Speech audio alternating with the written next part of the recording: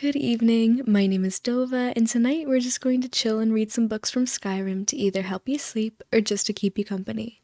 I'm so glad you're here, and I want you to know that you are safe here. Brief content warning, some books in this video contain depictions of graphic and or depressing events, or other things that might be disturbing to some listeners. Now, let's get to reading. The Legend of Red Eagle by Tradaine Dren, Archivist of Winterhold. This tale was transcribed from the memory of Clarice Vienne, student of Winterhold. Elements of the legend suggest a date circa First Era 1030, though, as with any oral tradition, much of it is likely a later anachronism. Curiously, stories of a similar king and his legendary blade appear in other ancient myths of the Reach. Long ago, a child was born in the Sundered Hills. They named him Phelan, which means red eagle in the tongue of the Reach, for the screeching bird call that greeted his birth, and the crimson blooms on the autumn hills. Thus began his legend. Reach child, born under auspicious skies, his very name the color of blood. 10 kings ruled the Reach in those days, and though men were free, the people were scattered and warred amongst themselves. The augurs foresaw the boy's destiny, a warrior without peer, first and foremost Lord of the Reach, chosen to unite all under his name. Phelan grew in years and strength, and it seemed the prophecy would be fulfilled.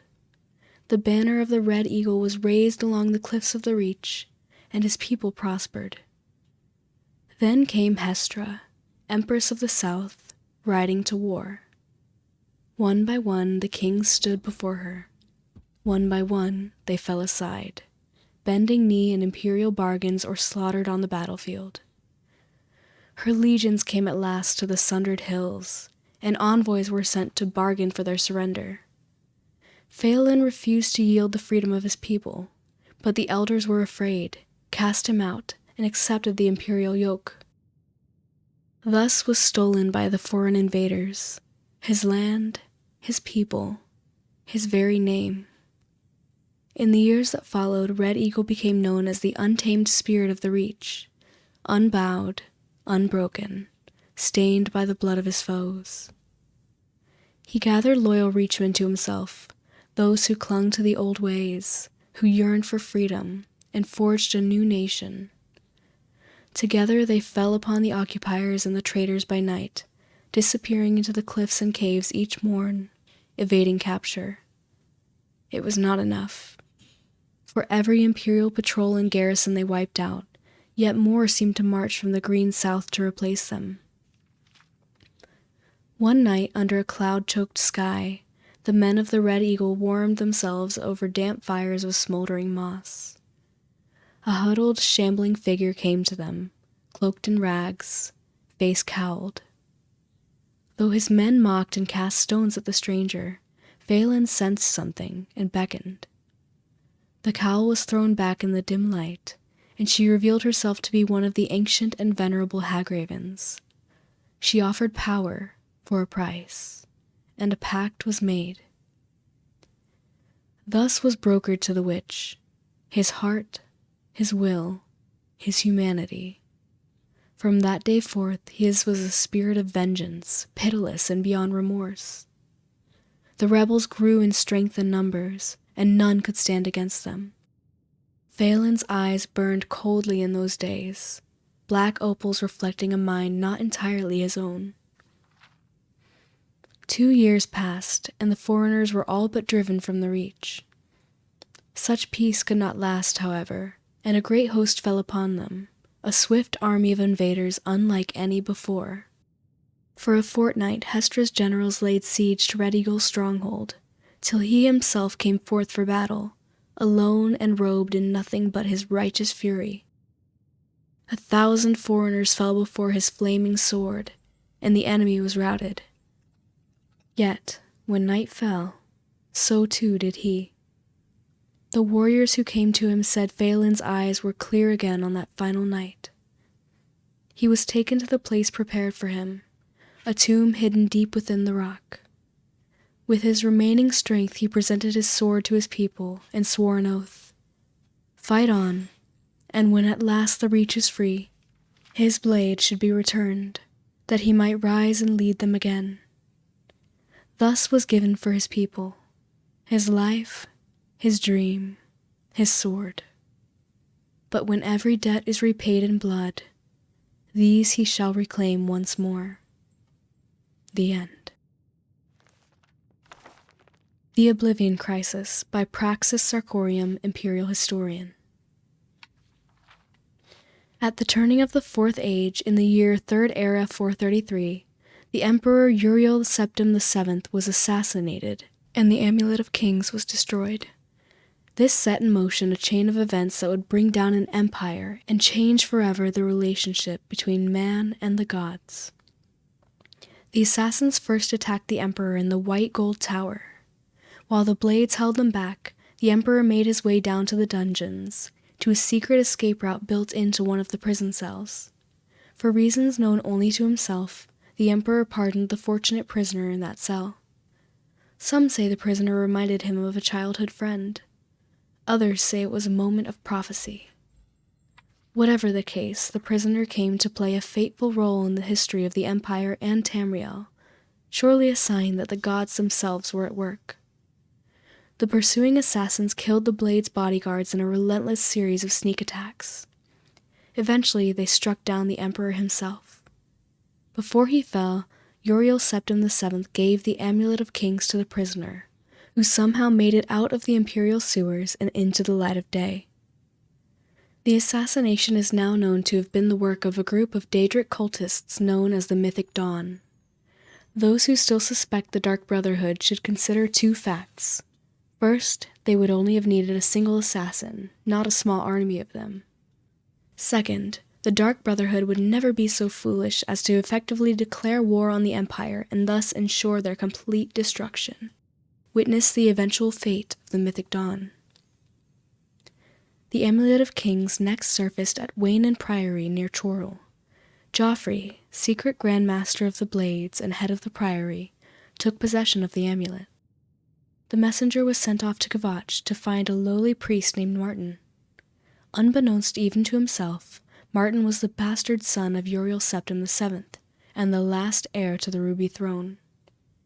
He alone could use the Amulet of Kings to light the dragon fires that wards the barrier between Tamriel and Oblivion, and save the world from the Mythic Dawn plot. The prisoner arrived at Kvatch to find it overrun by Daedra that had poured in from a newly opened Oblivion Gate, the start of the empire-spanning devastation of the Oblivion Crisis. How the prisoner closed the gate is not recorded. Once closed, Martin and the surviving Kvatch guardsmen drove back the Daedra.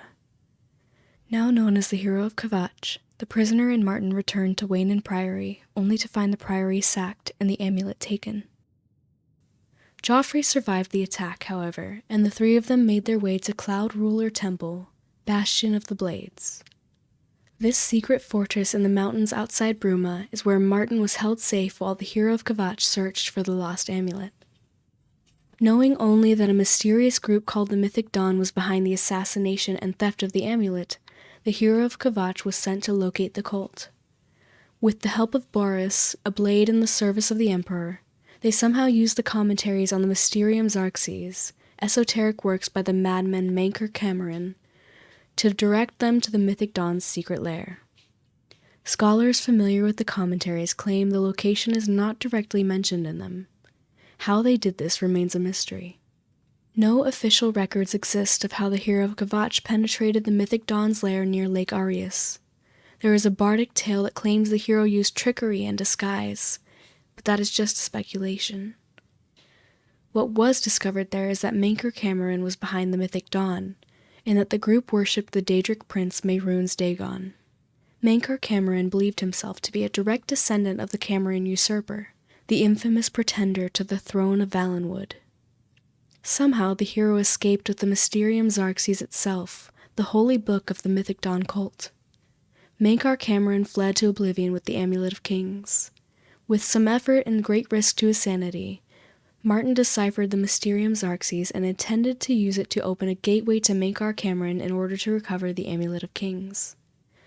Before Martin could perform the ritual to open the gateway, Mehrunes Dagon opened an Oblivion Gate outside Bruma. The hero of Kvatch saved the city and Martin by entering the gate and closing it before a Daedric siege engine could destroy Bruma and Cloud Ruler Temple. Many songs and stories have been told of this battle, and I will not retell them here. The hero of Kvatch was now also known as the Savior of Bruma. With the city and Cloud Ruler Temple safe, Martin opened the portal to Mankar Cameron's paradise. The details of what transpired in this place have not been recorded. All that is known is that the Savior of Bruma traveled to this paradise, killed Mankar Cameron, and returned with the Amulet of Kings. With the amulet in hand, Martin Septim presented himself to the Elder Council to be crowned Emperor of all Tamriel. Once crowned, he planned to relight dragonfires and seal Tamriel from oblivion. In a last-ditch attempt to stop him, Mehrunes Dagon launched an assault on the Imperial City, opening several oblivion gates within the capital itself. Uncrowned, Martin joined the battle in the city streets. Mehrunes Dagon himself left Oblivion and entered Tamriel, breaking the Covenant. Only the unlit dragonfires allowed this to be possible. Now that the barrier was ripped asunder, it was too late to relight the fires. Martin Septim chose to make the ultimate sacrifice. He shattered the Amulet of Kings to become the avatar of the god Akatosh and do battle with Mehrunes Dagon. Records of this battle vary wildly. What we do know is that Mehrunes Dagon was defeated and sent back to Oblivion. The avatar of Akatosh was turned to stone and can be seen to this day in the Temple of the One in the Imperial City. With the amulet gone, the dragonfires quenched, and the last Dragonblood Emperor dead, the barrier to Oblivion is sealed forever. The end. Troll Slaying by Finn. Hello, fellow traveler, and welcome to this guide. Within these pages, I will explain everything you need to know about fighting trolls, including how to negate their amazing healing powers and how best to take advantage of their natural love of cold. I'll even share with you my tried and true secret for killing trolls. Intrigued? I hope so. Troll fat is a valuable commodity, and there's fortune and glory to be made for the ambitious troll hunter. Onward, then. Chapter 1. I just saw a troll. If you think you've seen a troll, remain calm and slowly back away. The wise hunter knows that preparation is the key to success, and you certainly don't want to hunt any trolls unprepared. Ah, but is it really a troll that you've spotted? The first step in your hunt is the proper identification of your quarry. Trolls are roughly man-shaped, with lengthy, muscular arms that end in claw-tipped fingers. The creature's large mouth is filled with jagged teeth, all the better to crunch the bones of foolish hunters who didn't purchase my book. Without a doubt, the troll's most distinctive and unusual feature is the third eye nestled in the center of its forehead. A troll's hide is covered in thick, shaggy fur. The coloration of this fur varies by region. Cave troll fur is brownish in color, while a frost or snow troll will have a white coat. Chapter 2. Stop healing yourself. So you've properly identified a troll and now you're stalking the beast, ready to strike. You're in for a challenging battle, but a profitable one, assuming you survive. The first thing you'll notice is that trolls are incredibly fast and strong for their size. A troll likes to pummel its prey into submission with powerful arm strikes and claw attacks. For this reason, I strongly recommend a shield. If you're brave enough, or foolish enough, to fight a troll without using a shield, then you'd better be an expert at parrying with whatever weapon you've got. Trolls also have the ability to rapidly heal from their wounds. As such, you do not want to get in a prolonged fight with one. Speed and aggression are the key to beating a troll, because there is no creature in Tamriel that can outlast one. Of course, speed and aggression will only take you so far against an angry troll. This is where my secret weapon comes in. Chapter 3. Finn's Secret Weapon. Fire, my friend. Say the word and commit it to memory, for fire is the troll hunter's ultimate weapon. I cannot overstate the importance of fire in battling a troll. Even trolls that don't dwell in cold climates are vulnerable to fire. If you're unable to use fire magic, carry a weapon enchanted with arcane flames. Why is the troll vulnerable to fire? Rumor holds that the troll's regenerative abilities are less effective at healing burns.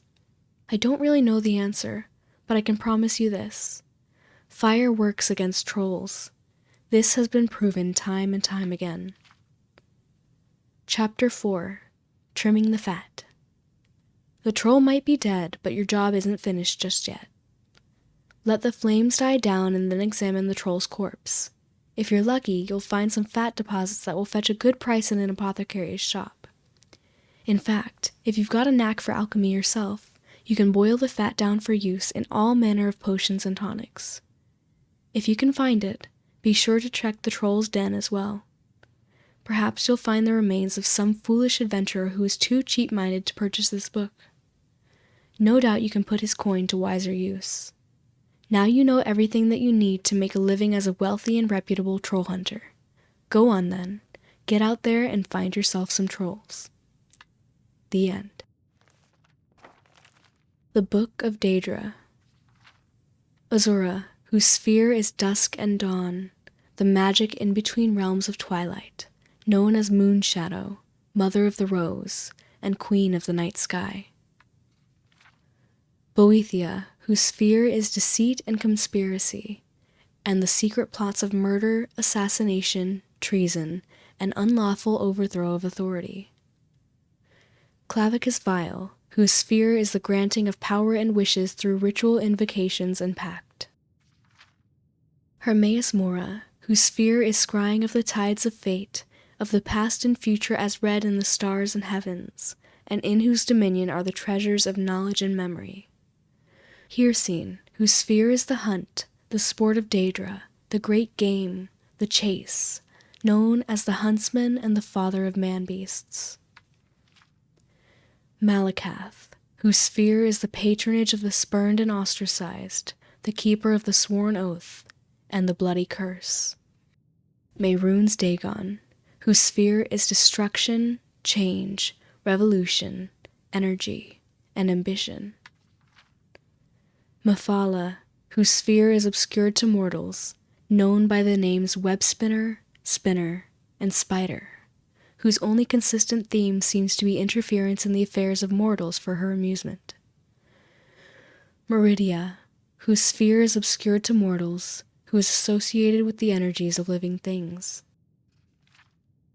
Molag Bal, whose sphere is the domination and enslavement of mortals, whose desire is to harvest the souls of mortals and to bring mortal souls within his sway by spreading seeds of strife and discord in the mortal realms.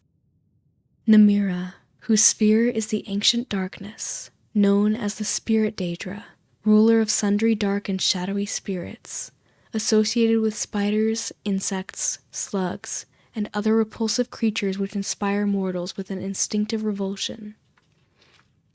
Nocturnal, whose sphere is the night and darkness, who is known as the Night Mistress. Periite, whose sphere is the ordering of the lowest orders of Oblivion, known as the Taskmaster. Sanguine, whose sphere is hedonistic revelry and debauchery, and passionate indulgences of darker natures. Sheogorath, whose sphere is madness, and whose motives are unknowable. Vernima, whose sphere is the realm of dreams and nightmares, and from whose realm issues forth evil omens. Especially marked for special interest under the heading Malakath, you will find a reference to Scourge, blessed by Malakath and dedicated to the use of mortals. In short, the reference suggests that any Daedra attempting to invoke the weapon's powers will be expelled into the void streams of Oblivion. Of the legendary artifacts of the Daedra, many are well known, like Azura's Star and Sheogorath's Wabajak. Others are less well known, like Scourge, Makin's Hammer, Bane of Daedra. Yet though Malakath blessed Scourge to be potent against his Daedric kin, he thought not that it should fall into Daedric hands, then to serve as a tool for private war among caitiff and Forsaken. Thus did Malakath curse the device, such that, should any dark kin seek to invoke its powers, that a void should open and swallow that Daedra, and purge him into Oblivion's void streams, from thence to pathfind back to the real and unreal worlds in the full order of time. The end. The Aetherium Wars by Taran Dreth.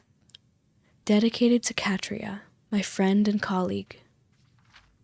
The end, when it came, was swift.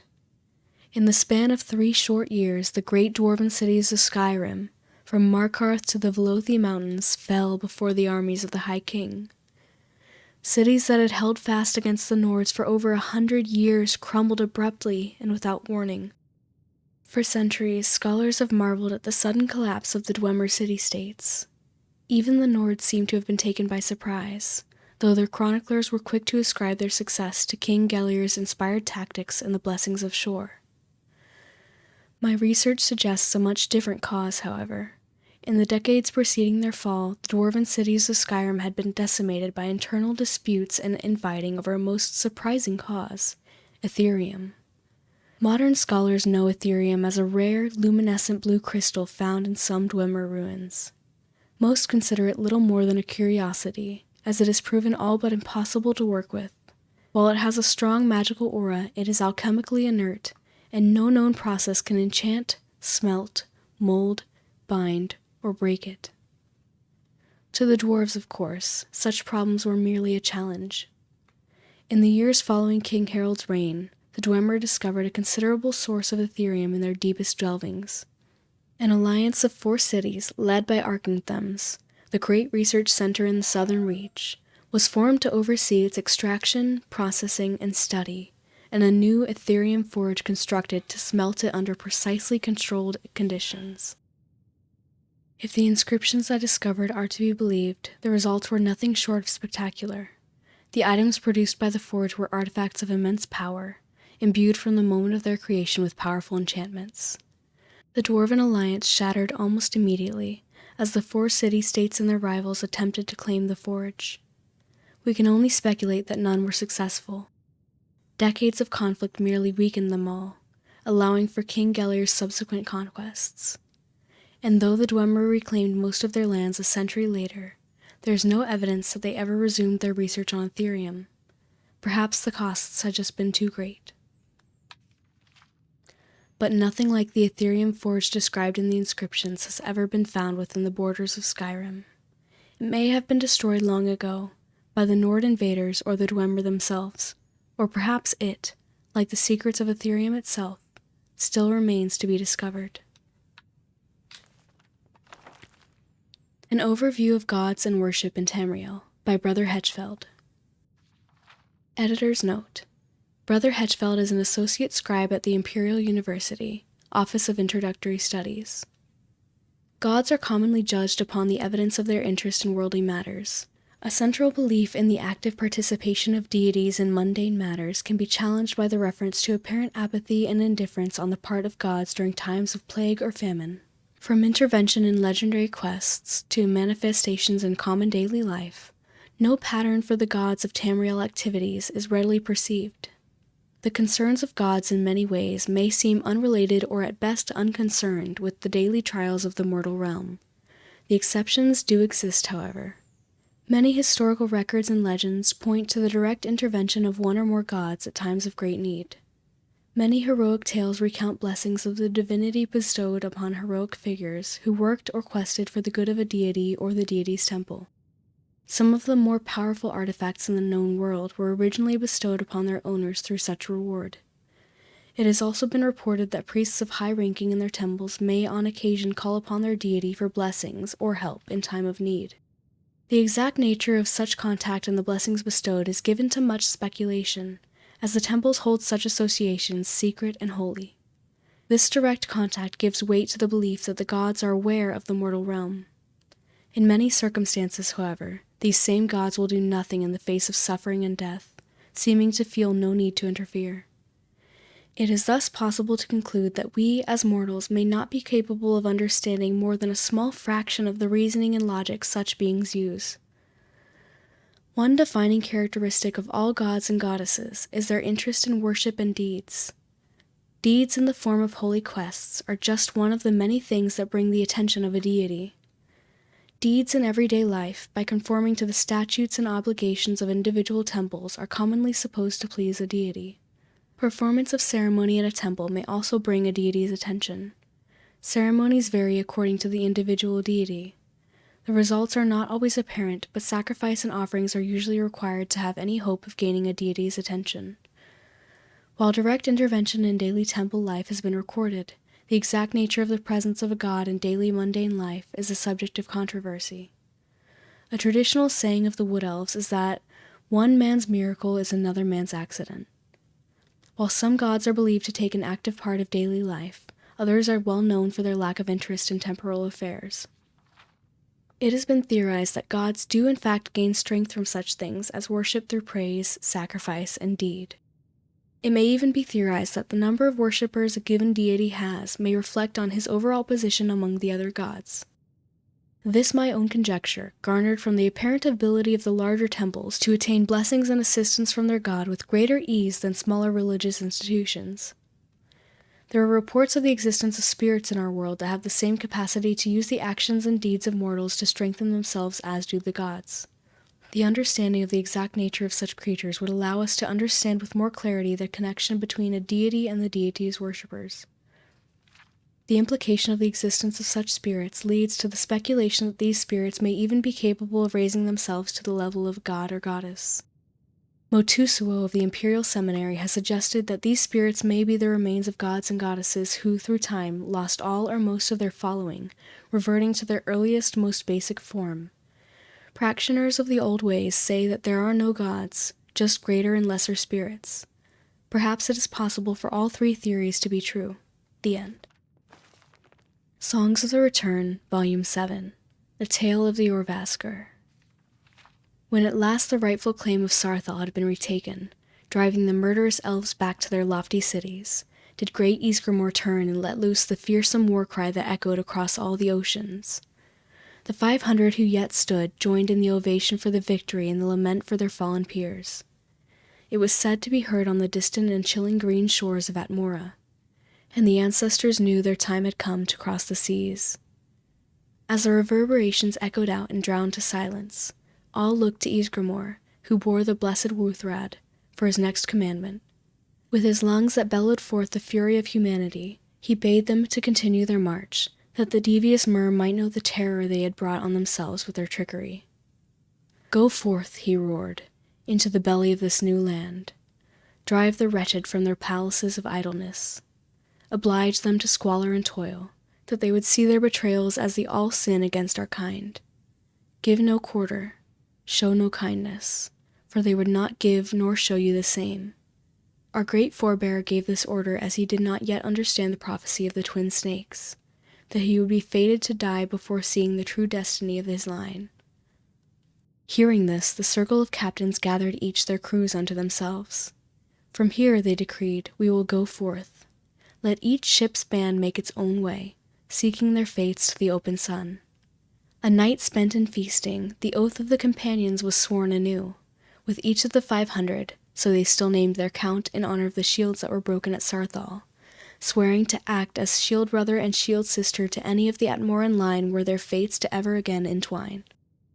As the red hands of dawn stretched from the east, so broke the 500 companions of Ysgramor, setting about their journeys, sailing now across the land with waves of stone and crests of trees flowing under their footed hulls.